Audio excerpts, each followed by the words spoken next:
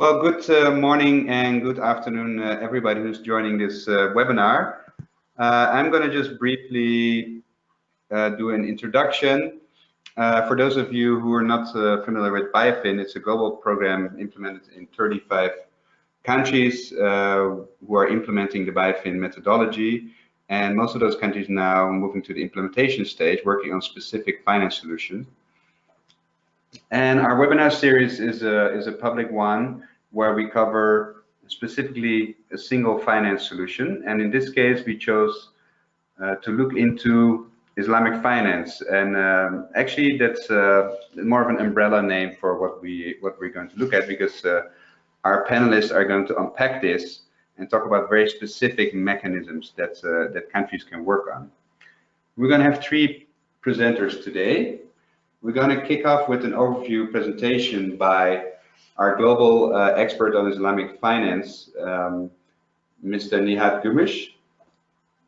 He's going to give an overview on the main concepts and also look a little bit into the relevance for environmental issues. This is followed by Breget Kalabuana. He's from our innovative finance team in Indonesia. He's going to talk a bit more specific about how this can be applied in the national context there. And finally, we have also Mr. Bayuni Shantiko. He's our BIOFIN coordinator of Indonesia, and he's going to share what actually we are doing in the country level as BIOFIN specifically, looking even more at the biodiversity potential of these mechanisms. So I think with that, I can move over to the first speaker. And Nihat, let me know if you're ready, and over to you. Yes or no? Yes or no? Thank you very much for the introduction. Can you hear me? Hello. Loud and clear. Okay, thank you very much. Greetings from Istanbul to everyone who is attending this webinar.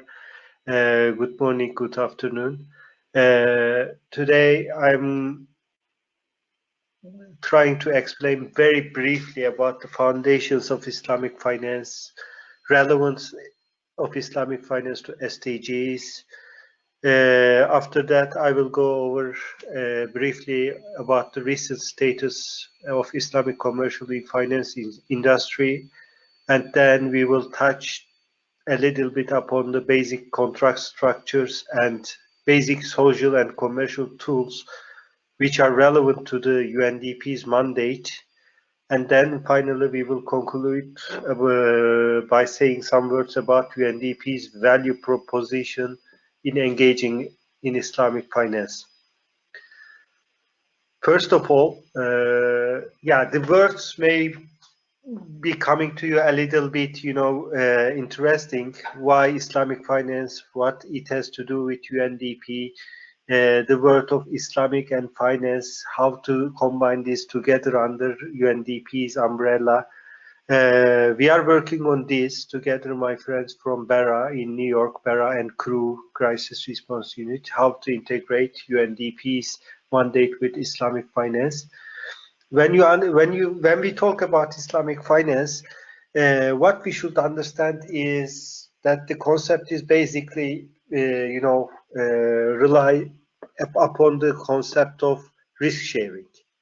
There is the prohibition of riba as a very core principle of Islamic finance, which is called prohibition of interest or usury, which means that somebody who is financing a venture cannot demand any return unless he or she is taking significant level of business risk from the venture. In addition, in all transaction, there shouldn't be any kind of ambiguity, in transactions. By ambiguity, we mean that there will be risk in the transactions, but there won't be any excessive uncertainty regarding the terms of transaction, delivery date, product specifications, etc. And there is also some prohibited activities such as gambling, excessive speculation, also the transactions or financing certain transactions which are based on certain commodities which are harmful to human well-being are also forbidden in Islamic finance. Actually, when UNDP is under concern, this principle,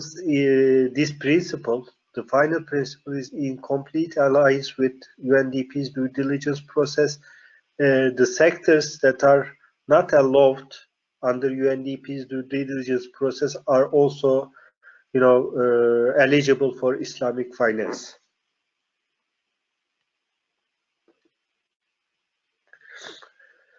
What has Islamic finance to do with SDGs?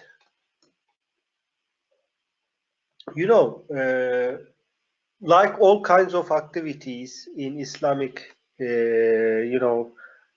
point of view, financing transactions are also directed towards certain goals, certain ultimate goals, which are including, the protection of life, the protection of belief or self-conscious or conscious, property, progeny, and intellect.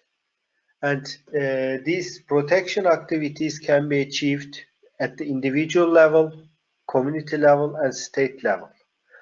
And also, there is another factor when classifying Islamic financing transactions, whether they are directed towards very necessary items of human well-being, good to have items of the human well-being, or embellishments or luxury goods of human well-being.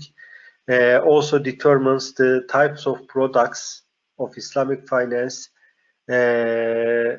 offered by the either commercial Islamic finance sector or through Islamic social finance tools. So these 5 principles or objectives are complete alliance with the overall objectives of SDGs, Sustainable Development Goals. For instance, there are studies and reports which are classifying SDGs under these 5 basic objectives in order to find out which SDG corresponds to which objective of Islamic finance. One of them is conducted by the Zakat institution of Indonesia, and you may see that there are much in common between Islamic finance principles and SDGs rather than differences. For instance, in terms of life, IF aligns with goals of SDGs of 2, 3, 6, and 8, and 11 in ensuring healthy lives and promoting well-being for sustainable development. Turning back to the developments in Islamic financial industry, there are 2 aspects of Islamic finance. One is Islamic commercial finance, which are classified as Islamic banking, Islamic capital markets, Islamic insurance, as well as Islamic funds. So the size of this commercial sector has grown up very rapidly as compared to its conventional finance side, conventional finance peers in recent years, especially after the global financial crisis. This total size has already exceeded $2 trillion as of 2016, and it is expected to go beyond 3.5 trillion by 2022. Actually, the banking sector is leading this commercial sector, followed by this Sukuk, which is called Islamic bonds, and then by the Islamic fund management industry, and finally by the Tekafül sector, which is called as Islamic insurance, composes the segments of Islamic commercial finance. Regarding the contractual structures that are offered by those Islamic finance sector, there are transactional contracts, equity contracts, and support contracts. any Islamic financial instrument may, based upon one or two or three of these, different contract structures. In other words, whether you buy a banking product, whether you buy a, capital markets product, whether you buy an insurance product, or whether you buy a, funds, it should be based upon one of these contractual structures. There are transactional constructs which are basically depends upon the exchange of goods.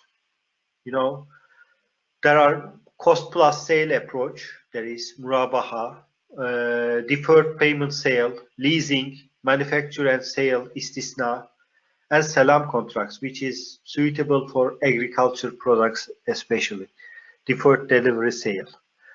In equity types of contracts, we have the mudaraba, which is the similar to the trust partnership or venture capital. We have also musharaka, which is replaceable. It can be used interchangeably with joint ventures. Also, we have muzaraha, again suitable for agricultural products, which is based upon the sharing of output.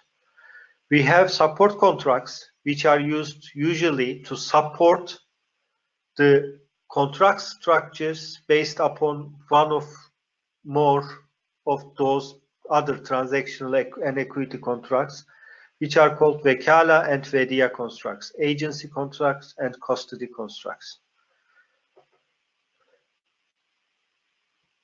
So, before going forward, let me explain you a little bit about, what is relevant as respect with commercial Islamic banking and, SDGs. First of all, I want to give a recent example from Bahrain office of UNDP.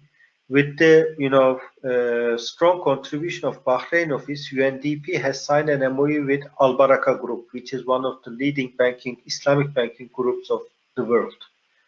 And more than 300 million US dollar is going to be invested into SDG related projects by Al Baraka Group under the supervision, management, also technical assistance of UNDP, and this is applicable to all countries where Al Baraka has a presence.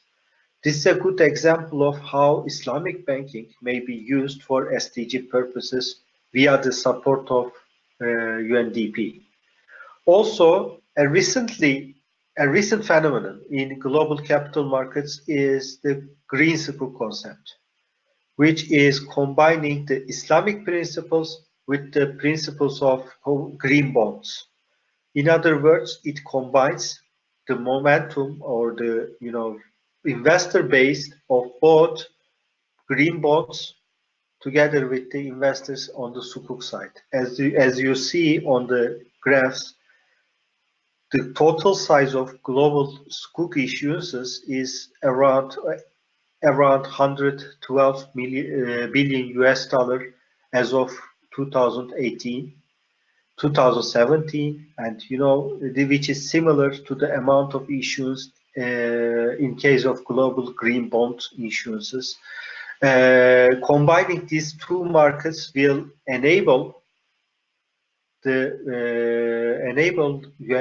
Maybe UNDP may engage as a convening role to convene the investors of green and non-green, the green bonds and green sukuk investors together, which is the case in Indonesia country office, which will be explained by our colleagues from Indonesia, which will enable us to broaden our investor base in green investments. So far, 6 green sukuk issuances have taken place in the global arena.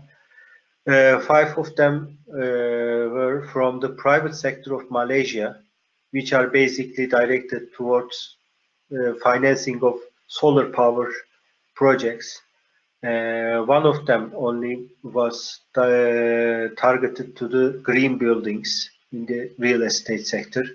And the recent example, and very good example of green sukuk, came from Indonesia, which is the first ever sovereign green sukuk in the world. The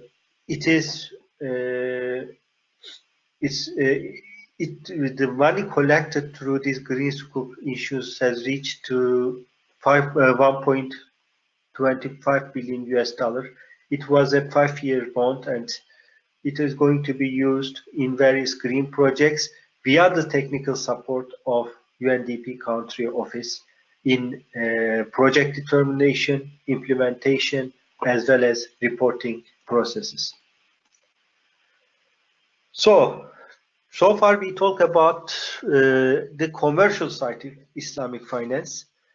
Now I want to talk a little bit about the social Islamic finance tools, which is much more relevant to UNDP's mandate and UNDP's ongoing structure.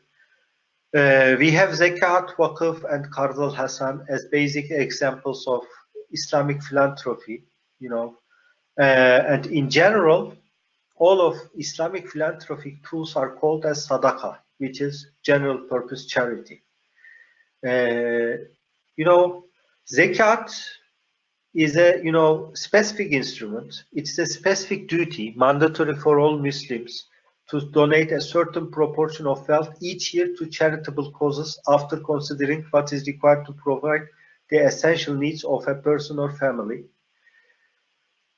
The most common level of zakat is 2.5% of the total wealth. You should be careful about this. Zakat is paid not from income, it is paid over the wealth of people. And it has very huge potential in especially Muslim countries with high Muslim populations. And Islamic Development and World Bank estimates annual zakat payment may exceed 500 billion US dollar each year.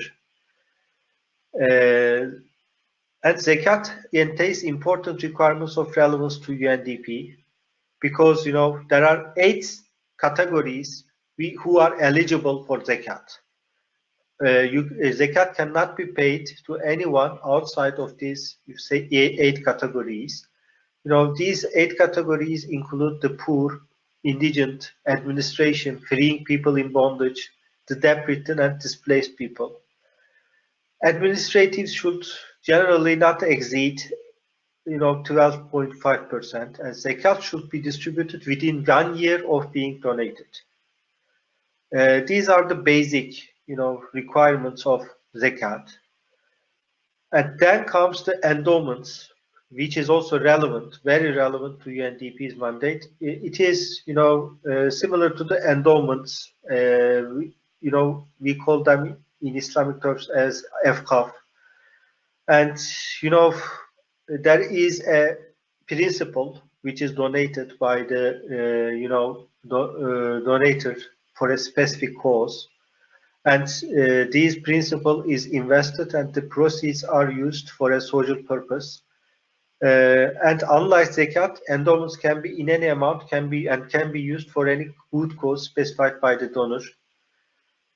General charity, as we said, sadaqah, can be used for any kinds of purposes, as long as it is in compliance with the, in Islamic principles. And interest-free loans, which we call as Qard al-Hasan. In these types of loans, the lender just expect the principal amount to be paid at the time of maturity.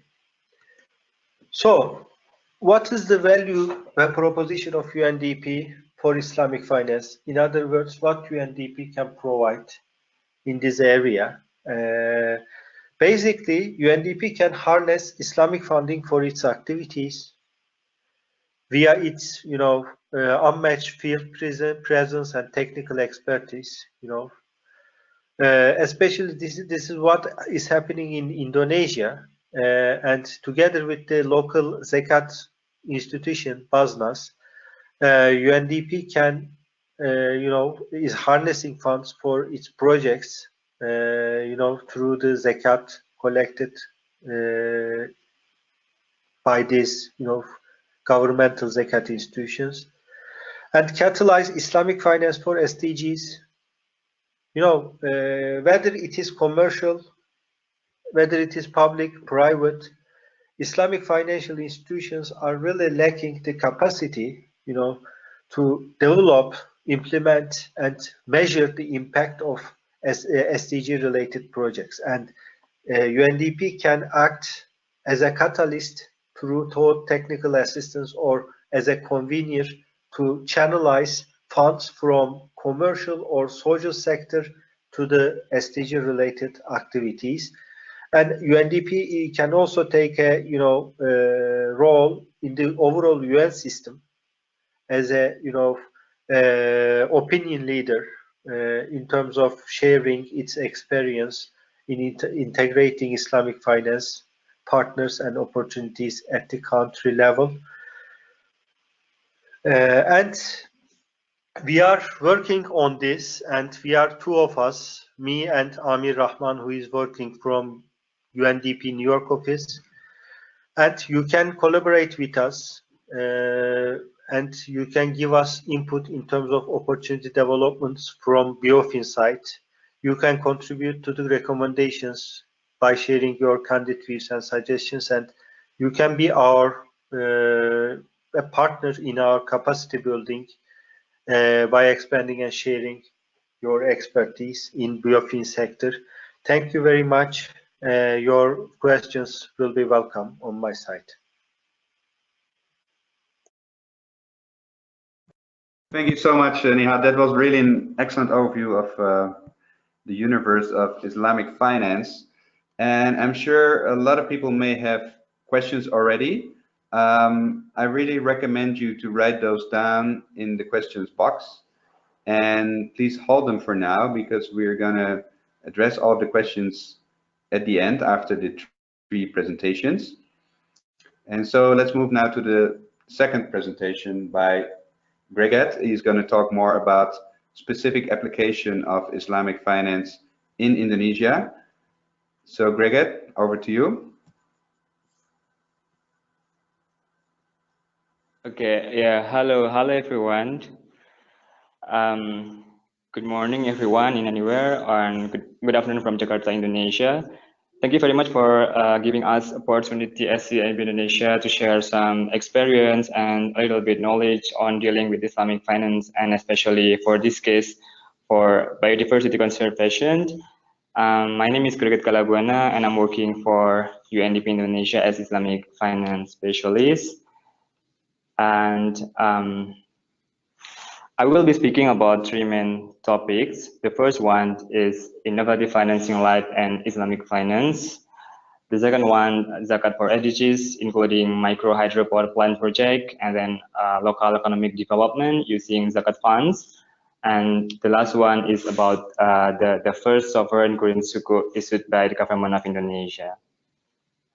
But before going further on Islamic finance, let me reconfirm that what we are doing right now with Islamic finance is actually part of an effort to promote alternative and innovative financing to support the SDGs.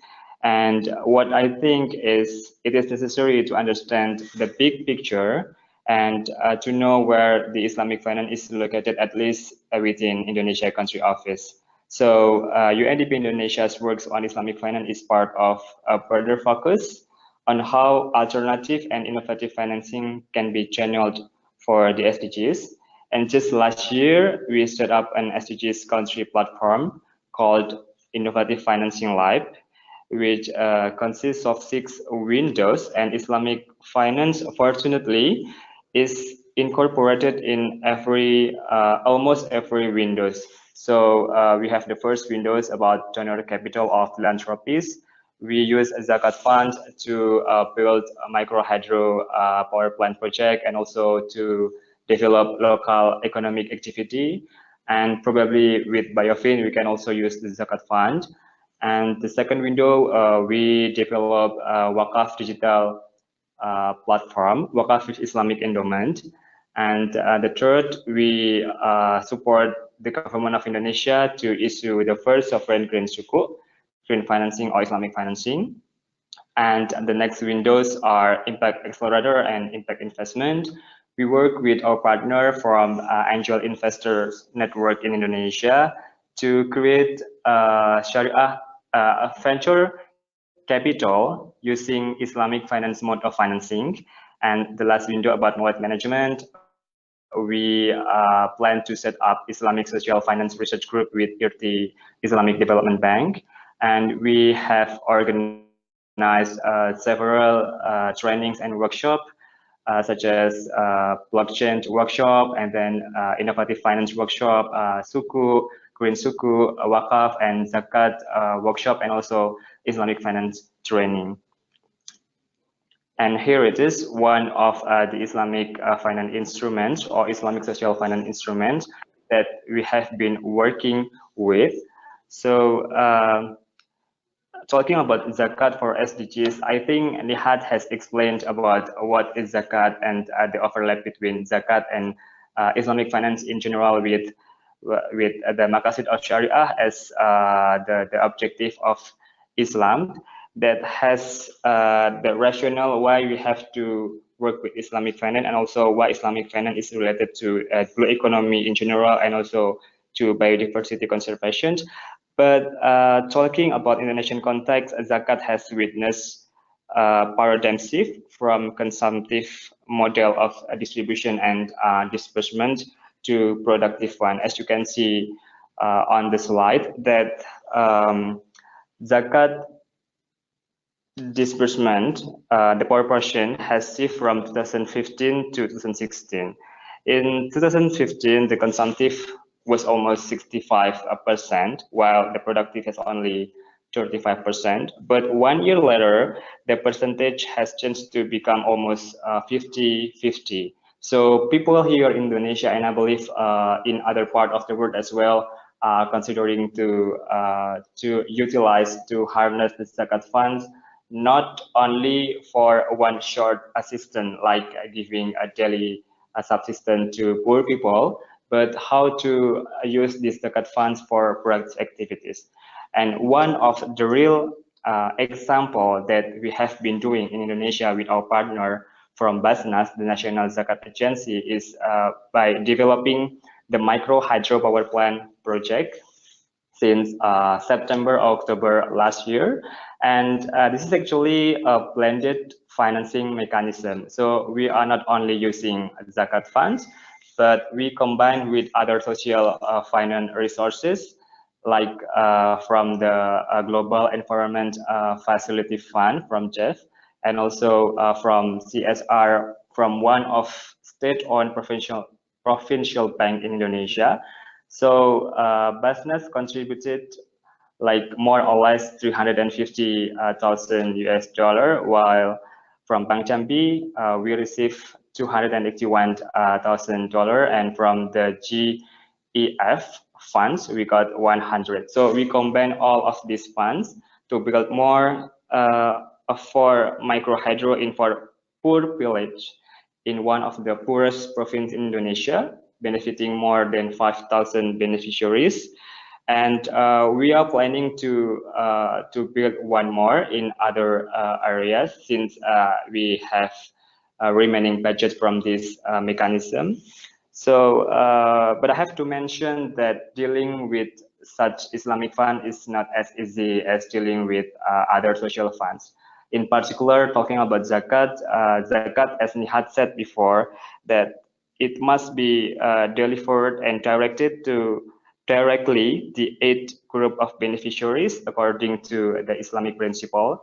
So we cannot use this Zakat fund to pay the consultant remuneration, or for travel, or any kinds of expenses or costs that is not directly go to the beneficiaries.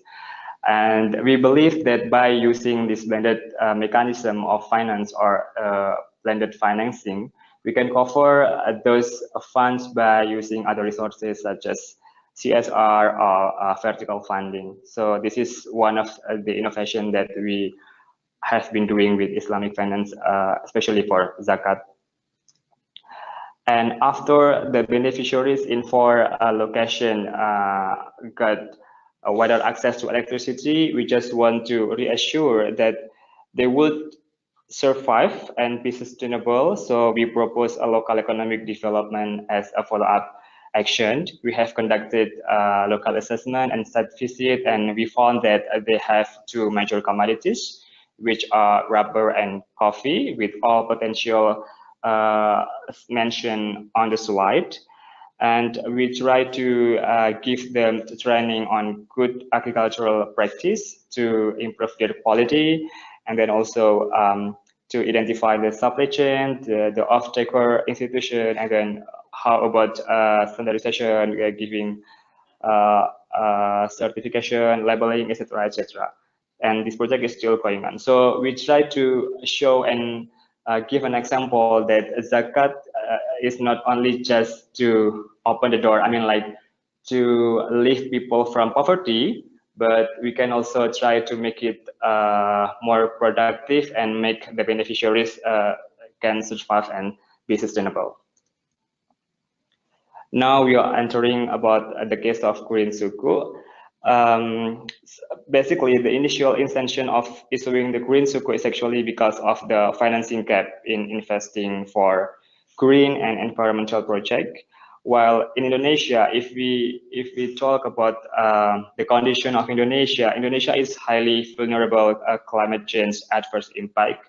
As you can see right now, many disasters are happening in Indonesia, like tsunami, and then landslide, flooding in some part of Indonesia, even in Java Island and Jakarta. And the environmental expert and also the financial experts are looking for a specific investment that can contribute concretely for an environmentally beneficial purposes. So we come up with this Green Sukuk. But not everyone are really familiar with what is Sukuk. Sukuk is bonds. We can say Sukuk is bonds that comply with Islamic principle backed by underlying asset, or simply we can say as Islamic bonds or asset securitization based on Islamic principle. But there are differences between Sukuk and bonds, because the underlying asset in Sukuk is compulsory things in Islamic principle and must be compliant with Islamic principle. While bonds, the asset is not real, so that's why in bonds there are no asset backing the bonds, and the asset may not be Sharia compliant or Islamic compliant. And also in Sukuk, if we're selling Sukuk, we are selling the ownership of the asset, while in bonds we are selling actually we are selling the debt. And also the price in Sukuk is based on asset values, but while the price from bonds is based on credit rating, and it corresponds to fixed interest or nihat set as riba, which is prohibited in Islamic perspective. So there are a clear distinction between Sukuk and bonds, and that's why Green Sukuk is more suitable for like green project, and also for project that can give real impact to the society. And in Indonesia, the regulation for issuing Sukuk is under Sharia commentary of fatwa from the National Sharia Council or National Islamic Council of Indonesian Ulama Council. And the label green on the Green Sukuk is actually marking that the fund or the proceeds of the Sukuk goes exclusively to finance climate change activity, like eligible green project, that I can share with you the criteria of eligible green project later on. And now the story of sovereign green Sukuk in Indonesia. I believe that some of you have heard about the issuance of the first sovereign green Sukuk in Indonesia in the beginning of this year on February through the Ministry of Finance. But the first sovereign green Sukuk is actually not the first green Sukuk, because Malaysia is the first country issuing the green sukuk, but not sovereign. And also it is not the first green bond because like Poland, France, and Fiji were the first country issuing the green bond. And the sovereign green sukuk of Indonesia having total issuance of 1.25 billion US dollar to finance more or less 500 major projects and more than 1,000 minor projects in Indonesia with 5-year maturity using Wakalah agreement. Wakalah agreement is an agency agreement, and according to the Islamic principle and from the regulation published by the National Islamic Council of Indonesia, this green sukuk or the sukuk assets under this issuance consists of, the real asset that back the sukuk consists of two kinds of asset. The first asset is state-owned assets, including land and building, amounting to 51% of the total sukuk amount. And the second one is project assets under construction or to be constructed. So in the last Islamic finance training in Istanbul 2 months ago, one of IRT college asked me about what makes this sukuk is Sharia compliant, because the project is not there. So it's not a real asset, but actually it's not only in the project that back the sukuk, but also state-owned and asset, including land and building, that also back the sukuk. So this is Sharia compliant. And the percentage of these two kinds of underlying asset has also applied for the purpose of issuing the sukuk. 51% for refinancing 2016 project and 49% for the new financing project in this year. And this is the allocation of distribution based on geography. If you notice that it's only 32% sukuk holder or sukuk buyer from Islamic country, describing that sukuk is not only targeting Islamic investor, but also conventional investor, and hence sukuk is inclusive. And this is based on the type of investor. And this is how the green sukuk works and what kind of steps that we have to conduct before issuing the sukuk. The first one is doing climate budget taking and also green bond framework.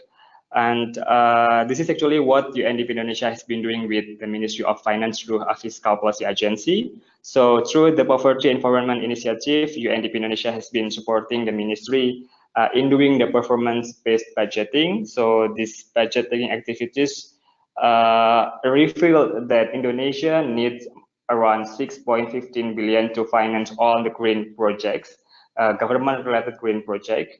And the government was thinking to issue this green sukuk. And after that, we selecting the project and also doing some certification, what kind of green project that can be financed by green sukuk with assistance of other parties. And the criteria that shows the eligibility of project that can be financed by green sukuk is on the slide. While in Indonesia, for 2018 issuance, there are only 5 sectors that receive the proceeds of the green sukuk. The first one is renewable energy, and then resilience for climate change, resilient to climate change project, and then sustainable transportation, sustainable agriculture, and also waste to energy and waste management. So the last is, how is UNDP supporting the government other than doing just a budget taking? We right now are preparing for the impact measurement, both in Islamic perspective and also in environmental perspective. And also right now we are preparing for the reporting for the first year issuance of the green sukuk in Indonesia. So this is actually what we have been doing with Islamic Finance, with Zakat, with Sukuk, and if I'm allowed to mention one more, We also work with Wakaf funds. So we developed the Wakaf digital platform, and right now we are collecting money from the society to help disaster recovery in Palu, Central Sulawesi, and also in other areas affected by the natural disaster. So I think that's all. There's some experience and also knowledge about Islamic finance and SDGs from Indonesia. We welcome any kinds of discussion and question. Thank you very much. Thank you so much, Greg. That was very fascinating, and it demonstrates what Islamic finance can do, in particular for climate change and renewable energy. Now we're going to look a little bit closer at the initial ideas of what it can do for biodiversity. So over to you, Bayuni. Please share your emerging ideas on what you want to do with BIOFIN in terms of Islamic finance in Indonesia.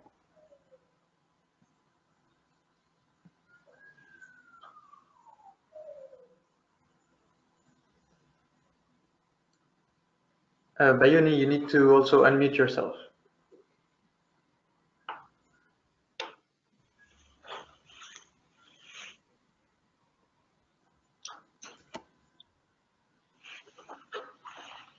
Bayuni, can you hear us?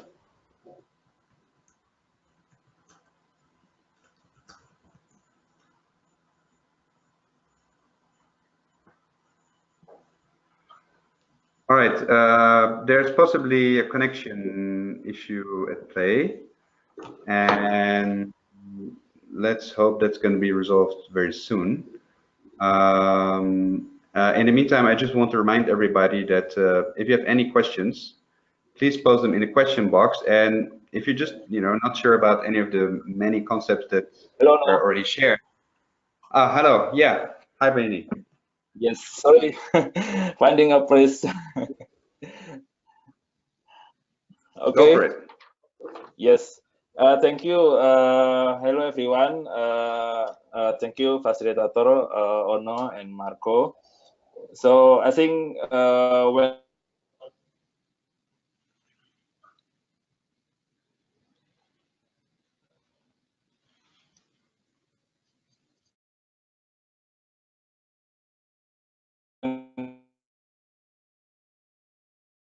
Sorry, Bayani, we're receiving an interrupted signal here. Can you? Could you just start back the thing?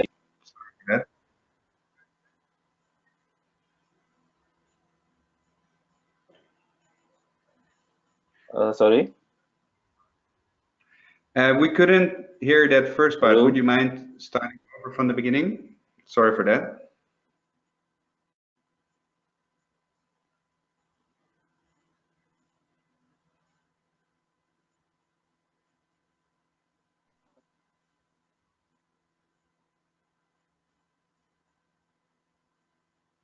Bayuni, I think we can't hear you since you're in the same office. Then Indonesia. maybe would Bayuni, if you can go maybe to the office with Greg, work with.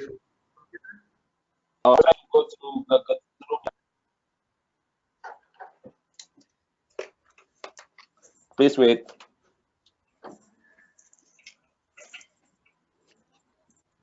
Yeah, that works for now. Please go ahead.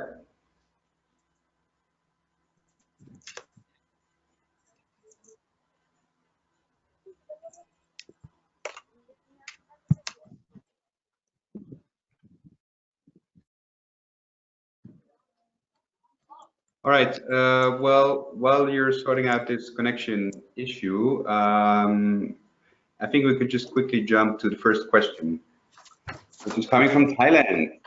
Welcome, Thailand, to this webinar in Iran. The question is, please clarify if the return of the bond in the form of interest payments will be similar to market's rates of interest. So this is a great question. How do the return rates compare to regular market rates for other types of securities? I'm not sure who's interested to take this one. Maybe Nihat, would you like to take this question in a more broader sense? Or should we? Sure. You know, in Islamic finance, in principle, nobody can promise any kind of fixed return in advance. But what's happening in practice is because of the competition in the marketplace, which are faced by which are coming from commercial side, Islamic banks are usually use the market rates in determining their profit distributions. When in times of profits, Islamic banks are collecting the funds into pools, and they are investing, and they gather some returns from them. Only after that they generate some returns from those investments, they can distribute income to their depositors. And when in times of over net income, they preserve some part of the return, as a precautionary fund to be used in times of returns which are below market rates. This is the way of adjusting in Islamic bank side to market rates. And when it comes to bonds, the Sukuk are also traded. Most of the Sukuks are also listed in stock exchanges in times of initial public offering. And therefore, the buying and selling of them determines, their price in the marketplace. But most of the time, Sukuks are on-shelf bonds. In other words, their investors rather prefer to hold them until the maturity. Actually, this is one of the basic challenges in Sukuk markets: the lack of liquidity, enough liquidity, which should be, said. But yeah, this is true. Sukuks who are traded in the marketplace are, in terms of pricing, are approaching to the market rates. In other words, there is not that much of difference in the pricing. In Islamic finance, in general, pricing is made by marketplace. Islam has nothing to do with market economy, and the price is determined in the marketplace via the interaction of demand and supply. But in the first issues, the rate is determined again, based upon the market rates such as Islamic Libor, LIBOR. Such kinds of rates are considered in terms of determining the rate of Sukuk, at the times of issues. But one should be careful about this. Depending on the structure of Sukuk, the similarity to conventional bond will differ. When Sukuk is structured on a mudaraba or musharaka basis, which are rather close to the profit sharing structure, or rather close to the partnership structure, then the rate is not determined, but the profit sharing ratio is determined. But when it comes to the Sukuk models such as Vekala, Ijara, and Murabaha types of contracts, it is closing to the structure of conventional bonds, which is usually a criticism to Islamic finance markets that came from overly conservative part of Islamic finance world. I think this is enough for explaining. To sum up, markets determine the price of Sukuk. Thank you so much for that very useful clarification. And I think one of the interesting takeaways for everybody here is that anyone can actually be an investor in a green sukuk, and also that there's we've sort of unpacked the concept of Islamic finance, but even within issues, things like green sukuk, there are many subcategories and types. So it's really good to know all a little bit more about that. Let us just check in with Bayuni if all the connection issues have been resolved. Bayuni, are you? Yes, I'm here with Gregat. Hello, hello, Great. Ono. Yeah, Bayuni is here with me. So, Hi. okay. Excellent. So let's go ahead to talk more about Indonesia and what this all could hopefully do for biodiversity. Yeah. Thank you, everyone. Thank you, facilitator. I think previous speaker has been mentioned about the role of Islamic finance, the definitions. But then I think I would like to share about how this Islamic finance will relates to the biodiversity conservations. This is one of the our intentions to in BIOFIN that one of the plan to with BIOFIN Indonesia is plan to strategizing zakat or zakat fund, or can be say Islamic fund to finance marine economic development. So this way that primarily aligned with the blue economy, which aims to create and strengthen sustainable business practice for a small island that promoting economic benefit for marginal communities and sustainability manage marine environments. We plan to have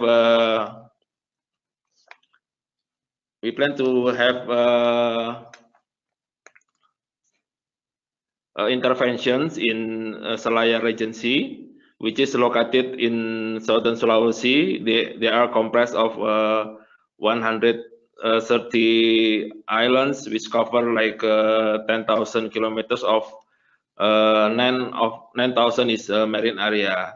So the key biodiversity area in this area is one national park called Takabone Rate National Park. So we identify two marine protected areas in Selayar Islands that represent the first challenge in terms of development and biodiversity conservation. One is Gusung Marine Sanctuary in near Selayar Islands, and then the other is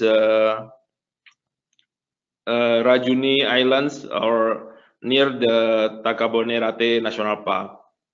So our intervention was to strengthen sustainable business practice for small island, promoting economic benefit for marginal community, and sustainability manage marine environments. So we base this assumption that the marine environment will be the prime asset of the communities. This plan includes the establishing sustainable business model based on local resources, for example, coconut, fish resources. So therefore, we plan to have like increasing value added of coconut and fish commodities into a higher price. So in this way, there will be a stream of income to the village, and also in addition, that community can fund the environmental fund for the restorations.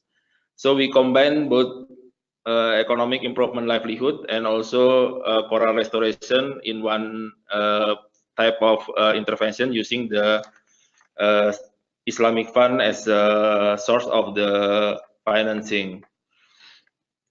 So this plan is still on the discussion with the Zakat agencies in Indonesia. So we hope that the discussion will continue and they will have the decision regarding to this plan. So the other plan is to have inclusion of biodiversity criteria into green sukuk.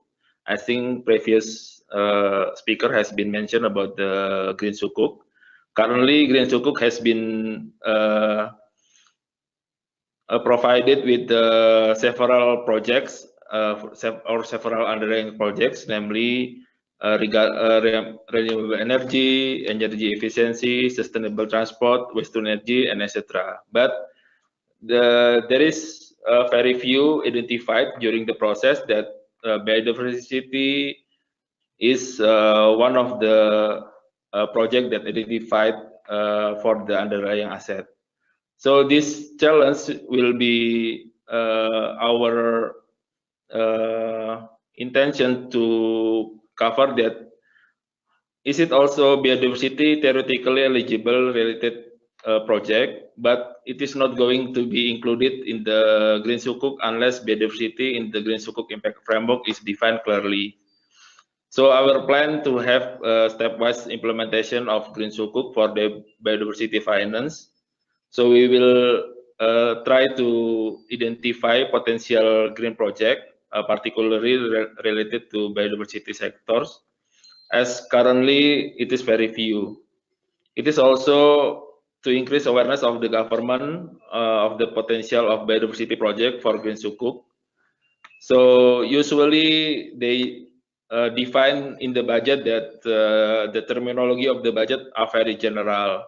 So this is also to improve the awareness of the government and capacity. So they are aware that there should be a tangible project that could be included in the Green Sukuk if they want to include a biodiversity project in the Green Sukuk.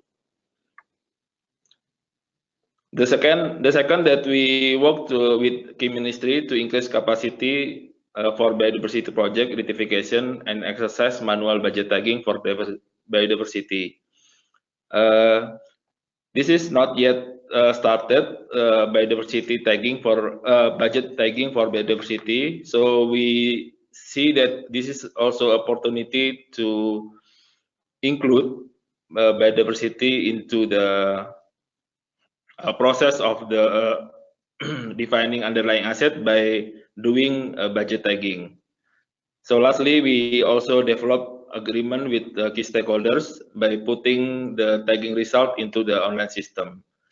So the current existing system is still based on the climate tagging, but we hope that when we started biodiversity tagging, that this result can be also included in the online system. So that's my contributions and also sharing for the Indonesia case. Thank you, Facilitator. That